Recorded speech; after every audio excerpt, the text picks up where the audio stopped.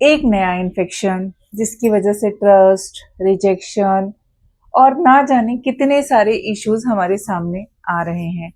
Phone के scrolling का डर एक इन्फेक्शन की तरह फैला हुआ है। एक माँ का डर कि उसके बच्चे का पोटेंशियल लूज हो रहा है। एक माँ का डर कि उसके बच्चे को अपमान सहना पड़ेगा। एक माँ की बहुत सारी चिंताएं, और पता है इन सब के ऊपर होता है आपकी माँ का प्यार। तो प्यारे बच्चों, जब आपको माँ गुस्सा करती है, डांटती है या किसी चीज के लिए मना करती है ना, तो उसका बुरा नहीं मानना। क्यों? क्योंकि उन सब के पीछे छुपा होता है आपकी माँ का प्यार। वो प्यार जो वो अपने बच्चों को सफल होना देखना चाहती है, अपने बच्चों को उस मुकाम पर, उस ऊंचाई पर देखना चाहती है जहां पर देखकर उस बच्चे को प्राउड फील हो और उस बच्चे को लगे कि हाँ, मैंने अपनी लाइफ में कुछ तो किया। पर इन सब के पीछे की जो मेहनत होती है, जो आपकी हर उम्र में आपके साथ अलग अलग स्टेजेस पे खड़ी रहती है, आपको प्रोत्साहन देती है, आपके अप्स डाउन में हमेशा साथ होती है, वो होती है आपकी माँ। हम देखते हैं कि हमारी माएँ जो है ना, वो छोटी छोटी गलतियों पे हमें डांट देती हैं। हमें उस टाइम वो बहुत मामूली सी लगती है कि अरे ये तो कोई डांटने वाली बात नहीं थी, आपने मुझे डांट दिया। तो उसका मतलब ये नहीं होता कि माँ आपको प्यार नहीं करती है, या वो ये बोले कि देखो उसके बच्चे ने ये कर लिया या उसका बच्चा ये कर रहा है, तो उसका मतलब ये भी नहीं है कि वो आपकी कंपैरिजन कर रही है किसी के साथ।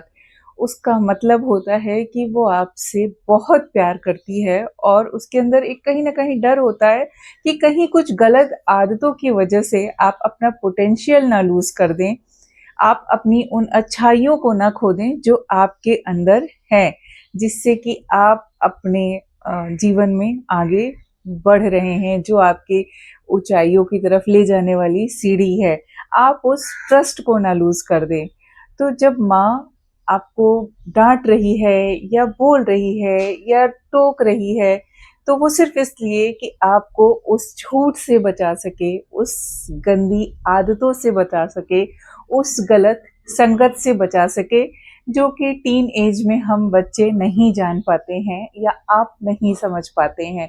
और सबसे बड़ी बात पता है क्या होती है कि जब हमारे जीवन में कोई होता है जो हमें हर चीज से प्रोटेक्ट करता है, तो हमें उसके लिए बहुत ज्यादा शुक्राना होना चाहिए।